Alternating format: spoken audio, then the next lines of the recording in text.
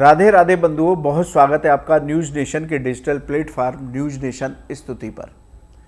बंधुओं, इस वीडियो में हम बात करेंगे यम पंचक के दूसरे पर्व नरक चतुर्दशी के बारे में। इस साल नरक चतुर्दशी का पर्व 30 या 31 अक्टूबर कब मनाना शुभ होगा, इस पर्व की क्या महिमा है, इस पर्व से जुड़ी हुई क्या कथाएं हैं, इसके साथ ही बताएंगे नरक चतुर्दशी की पूजा किस मुहूर्त में इस साल आपको करनी चाहिए, यम का दीपदान कितने बजे होना चाहिए, जिससे कि आपको छोटी दीपावली का ये पर्व यानी अनंत नरक चतुर्दशी के पूजा का पूरा फल प्राप्त हो। तो इसलिए इस वीडियो में आप हमारे साथ आखिर तक बने रहिए। बंधुओं, मैं हूं हरि गोपाल शर्मा। यम पंचक के 5 दिन दीपोत्सव पर्व के होते हैं। पहला पर्व धनतेरस होता है, धन त्रयोदशी। दूसरा पर्व नरक चतुर्दशी होता है, जिसे छोटी दीपावली भी कहते हैं। तीसरा पर्व दीपावली का होता है और चौथा पर्व अन्नकूट महोत्सव होता है, भगवान गोवर्धन की पूजा होती है। और 5वां पर्व भाई दूज का मनाया जाता है। ये यम पंचक के 5 पर्व हैं। आज बात करेंगे नरक चतुर्दशी यानी कि छोटी दीपावली की। इस बार दीपावली के इन 5 पर्व को लेकर बड़ा संशय बना हुआ है। बंधुओं, यदि हम नरक चतुर्दशी की बात करें तो नरक चतुर्दशी इस साल 30 अक्टूबर को दोपहर 1:15 से चतुर्दशी तिथि शुरू होगी और चतुर्दशी तिथि का समापन 31 अक्टूबर को दोपहर 3:53 पर होगा। इसलिए इस साल 31 अक्टूबर को नरक चतुर्दशी का पर्व मनाना बेहद शुभ होगा, क्योंकि उदयात में चतुर्दशी तिथि 31 अक्टूबर को लग रही है। इसलिए आप नरक चतुर्दशी का पर्व, छोटी दीपावली का पर्व 31 अक्टूबर को मनाएंगे तो आपके लिए बेहद शुभ होगा। अब कार्तिक मास में प्रतिदिन स्नान का विशेष महत्व है, लेकिन नरक चतुर्दशी को रूप चतुर्दशी भी कहते हैं। इस दिन स्नान करने का विशेष महत्व है, यानी कि एक भाव इस रूप चतुर्दशी के पीछे ये भी है कि हम दीपावली से पहले अपने आप को तन मन से शुद्ध कर लें। तो इस दिन स्नान विशेष रूप से किया जाता है। स्नान के जल में कुछ तिल का तेल, कुछ औषधियाँ मिलाकर के स्नान करने से आरोग्यता प्राप्त होती है। अब यदि अनंत चतुर्दशी के स्नान की बात करें तो स्नान का सुबह का मुहूर्त है 5:43 से 6:52 तक। इस मुहूर्त में हमें नरक चतुर्दशी वाले दिन यानी 31 अक्टूबर को स्नान करना चाहिए। जल में तिल का तेल डाल करके, औषधियाँ डाल करके स्नान करना चाहिए। यूँ तो कार्तिक मास में तेल का प्रयोग वर्जित रहता है, लेकिन सिर्फ और सिर्फ नरक चतुर्दशी के दिन, जिसे रूप चौदस भी कहते हैं, उस दिन तेल का प्रयोग किया जा सकता है। अब बात करते हैं कि नरकासुर राक्षस से इस पर्व को जोड़ा गया। भगवान कृष्ण ने नरकासुर राक्षस का वध किया था। इससे जुड़ी एक कथा पुराणों में दी गई है। नरकासुर भूदेवी और भगवान वराह का पुत्र था। भगवान वराह भगवान विष्णु के ही अंशावतार थे।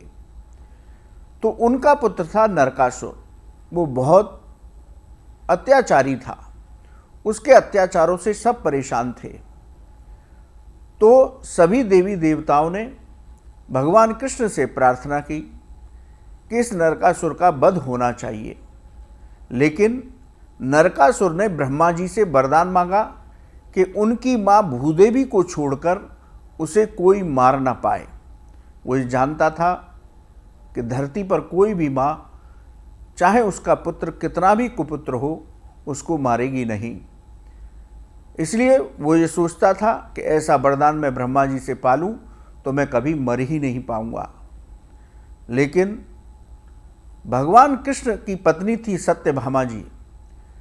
भगवान कृष्ण ने अपनी पत्नी सत्यभामा के सहयोग से नरकासुर राक्षस का वध किया, क्योंकि सत्यभामा जी माँ भूदेवी का ही अवतार मानी जाती हैं।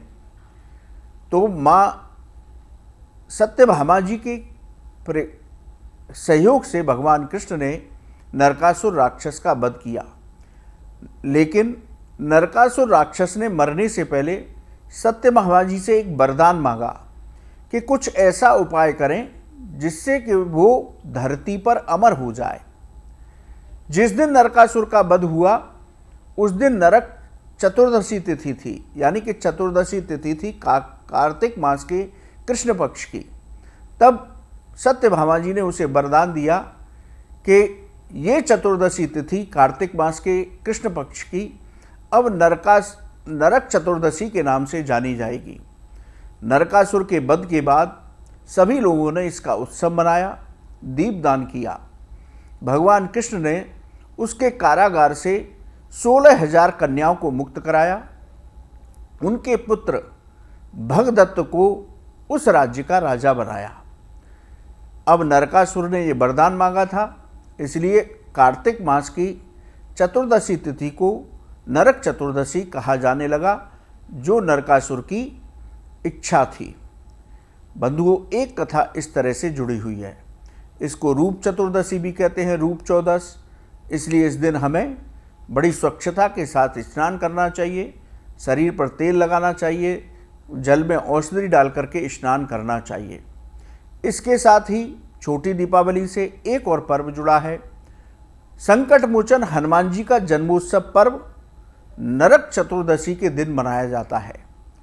शास्त्रों के मुताबिक हनुमान जी का जन्मोत्सव पर्व साल में 2 बार मनाया जाता है, एक चैत्र पूर्णिमा के दिन और दूसरा कार्तिक मास के कृष्ण पक्ष की चतुर्दशी तिथि को, जिसको छोटी दीपावली कहते हैं। इसलिए इस नरक चतुर्दशी को हमें विधि विधान के साथ हनुमान जी की पूजा करनी चाहिए, उनको चोला चढ़ाना चाहिए, उनकी आरती करें, उनको भोग लगाएं।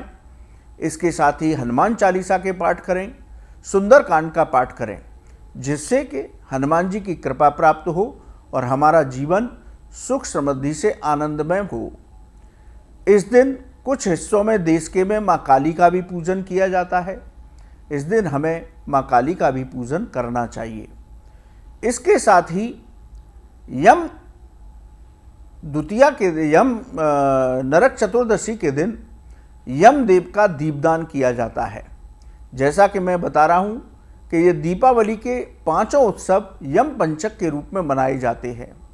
तो नरक चतुर्दशी के दिन हमें आटे से बनाकर चौमुखी दीपक तेल का अपने घर के मुख्य द्वार की दक्षिण दिशा में जलाना चाहिए। इस दीपक में कुछ खील या चावल डालने चाहिए। इसके साथ कुछ मीठा रखना चाहिए। प्रदोष काल में संध्या के समय हमें ये दीपदान करना चाहिए। इस दीपदान को करने से हमें यम की यात्राओं से मुक्ति मिलती है, नरक के द्वार से मुक्ति मिलती है। जीवन में कोई दुर्घटना का योग होता है तो वो भी टल जाता है। इसके साथ इस दीपक को जलाते समय हमें अपने पितरों का भी ध्यान करना चाहिए कि आपकी कृपा से हम ये दीपावली का उत्सव मनाने जा रहे हैं, क्योंकि यम दक्षिण दिशा में ही यम का स्थान है और वहीं हमारे पूर्वज निवास करते हैं। इसलिए इस दीपदान को करते समय हमें यमदेव का ध्यान करना चाहिए और अपने पूर्वजों का ध्यान करना चाहिए। इस विधि विधान के साथ हमें नरक चतुर्दशी का पर्व मनाना चाहिए।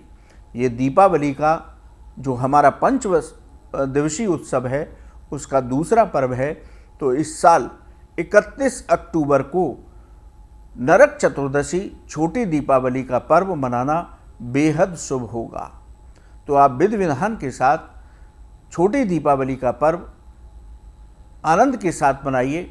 भगवान कृष्ण का पूजन कीजिए, लक्ष्मी गणेश जी का पूजन कीजिए, हनुमान जी का पूजन कीजिए, काली माँ का पूजन कीजिए और संध्या समय पर यम का दीपदान कीजिए। इसके साथ ही कार्तिक मास में शाम के समय तुलसा जी के पास भी दीपक जलाना चाहिए, लेकिन वो दीपक घी का बना हो तो बहुत उत्तम रहता है। तो बंधुओं, आप सभी को यम पंचक और दीपोत्सव पर्व की मंगलमय शुभकामनाएं। हम प्रतिदिन आपके लिए इस बार के जो संशय की स्थितियां हैं उनको दूर करते हुए ये वीडियो बना रहे हैं। अगला वीडियो हमारा दीपावली उत्सव के बारे में होगा कि इस बार 31 अक्टूबर या 1 नवंबर किस दिन दीपावली का उत्सव मनाना चाहिए, शास्त्र क्या कहते हैं, हम शास्त्रों के प्रमाण के साथ आपके साथ वो वीडियो लेकर आएंगे। इसलिए आप हमारे चैनल को लगातार देखते रहिए। बंधुओं, आपको ये वीडियो कैसा लगा आप हमारे कमेंट बॉक्स में लिखें, या ज्योतिष और धर्म से संबंधित कोई भी सवाल है तो आप हमारे कमेंट बॉक्स में लिखें, हम उसका जवाब अवश्य देंगे।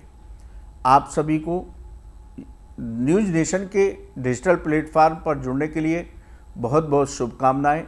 राधे राधे।